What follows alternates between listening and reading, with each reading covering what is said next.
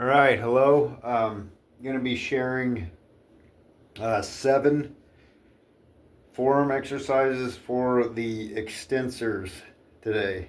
Um, so these are not necessarily, these are not like the only ones, of course. There are many variations you can do. These are just some that I like to do. So the first one I will share.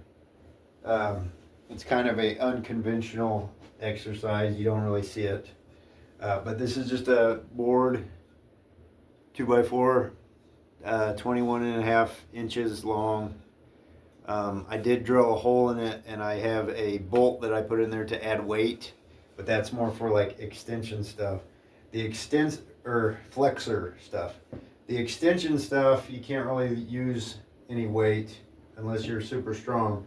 But this one you can just do like this. You can just stand with your arm bent, and it doesn't take any weight. Like, this is already burning. So this is a pretty easy exercise. You can get done pretty quickly. You do like 3 sets of 12. You just bend your arm and go down.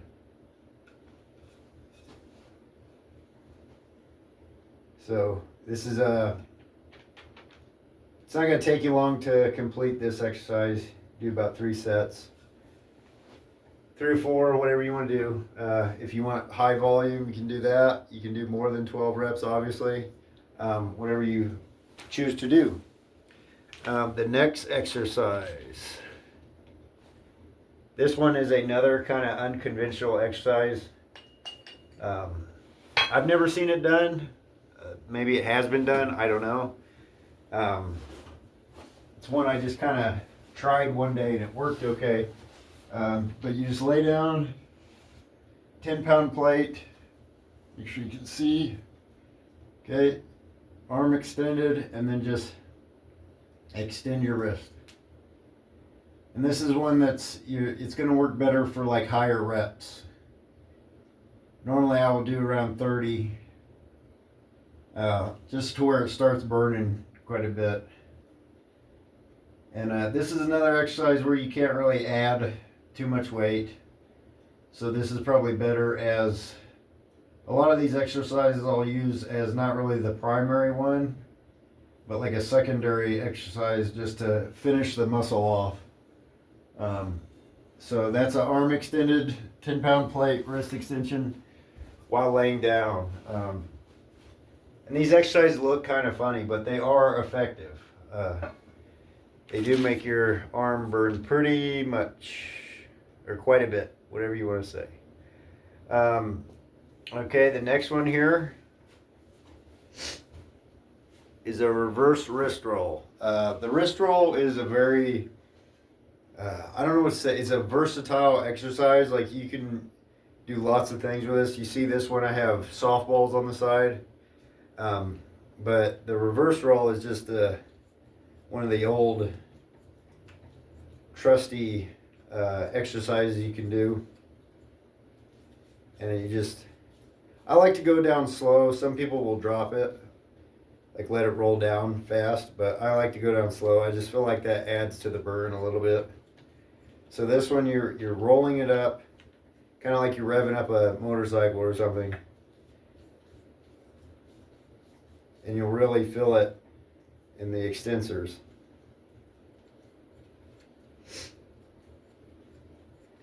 So this is an exercise here that you see me do this one quite a bit. I just really feel like it just burns the forearms a lot. So it is one of my favorites. The next one is a fairly common one.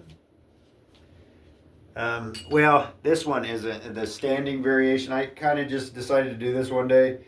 For me, it works best if I take my other arm, put it towards my hip, and rest my arm on it. And then you let it go down your fingers a little bit, and then squeeze. So let it go down your fingers a little bit, squeeze. So, I mean, if you didn't let it go down your fingers a little bit, it still works. But I just feel like it gives a better flex if you open up your hand slightly.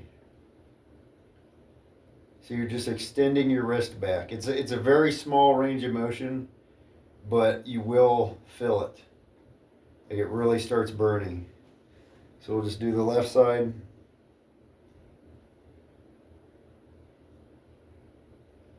So open your hand a little bit at the bottom and then squeeze. You're basically you're closing your hand to a fist. Open hand, squeeze. So I feel like that one, I have used heavier weights before, but I feel like there's a point where it's too heavy, where the range of motion is kind of too small to feel anything. At least on the flexors, most of the time when you have a short range of motion, you can still feel it. I don't know if that's just because that's a bigger muscle group or what, but the smaller ranges of motion, at least for that exercise, don't seem to feel as effective. So you have to mess around with it a little bit and find a perfect weight where you're still feeling quite a bit of flexion or extension in that muscle. But if you're doing a lot of volume, you can kind of work up to a heavy weight and you'll still get quite a bit of a pump. But so this one is just your common dumbbell wrist extension.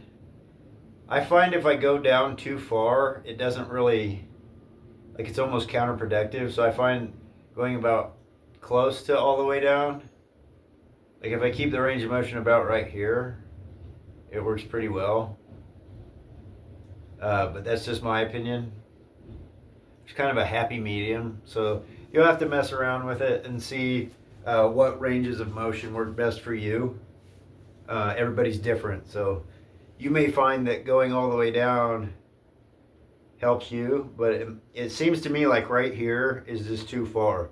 So if I keep it about there, I still feel tension, like good tension. When I go down to here, I feel like it releases. Like I could hold this position forever. So I feel like it just releases everything and takes that good tension away. So you can do it this way, like a kneeling, or you can set up a bench and you can do it off of a bench like this. I find the knee works a little better because sometimes you'll hit on the bench, but you just have to make sure your arm's out far enough. So that's that exercise. That's a fairly common one.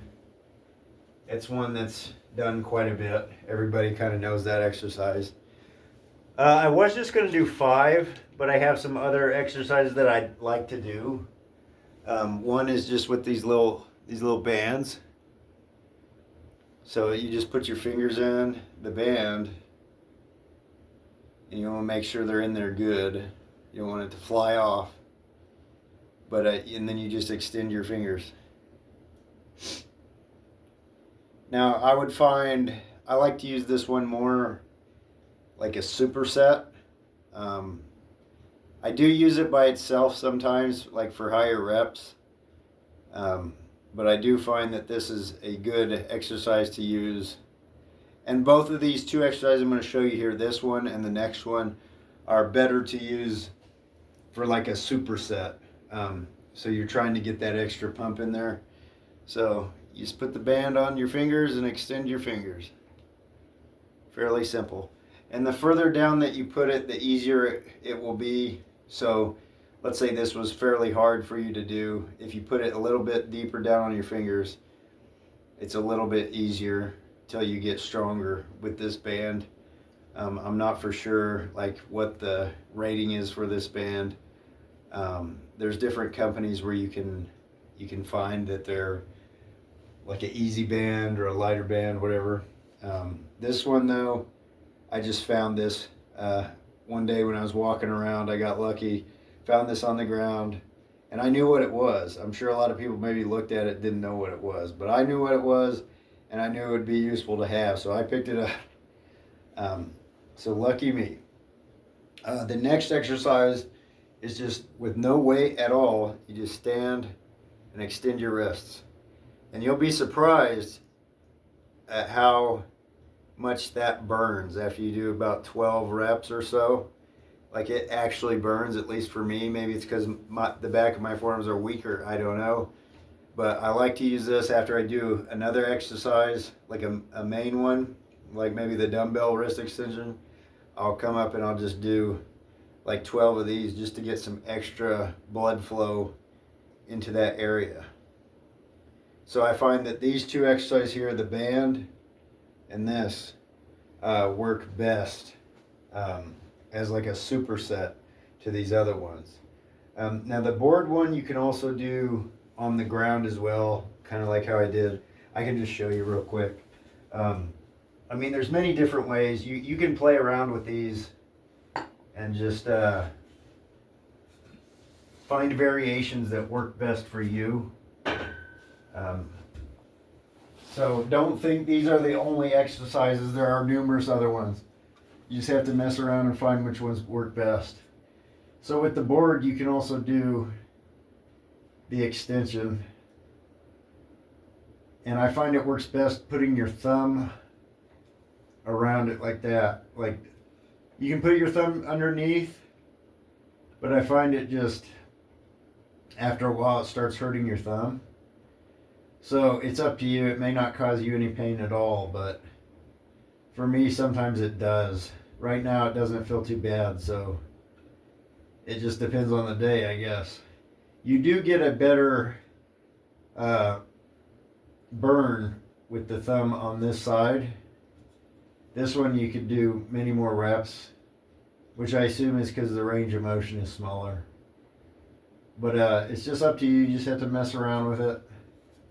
So you got thumb not included, kind of off to the side, and then you got thumb underneath. So it's just up to you. You just mess around with the positioning of your hand and see which one works best. So this exercise as well would be better for like higher reps.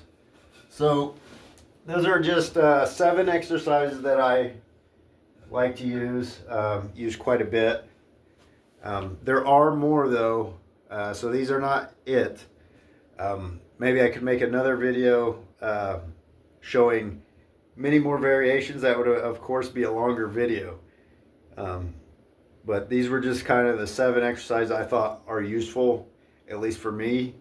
And I like to use them in my training quite frequently. So on that note, hopefully this was helpful, and hopefully it gave you some ideas to put into your training for your forearms. Of course, forearms are probably my favorite muscle to train. So on that note, thanks for tuning in. Have a good rest of your day.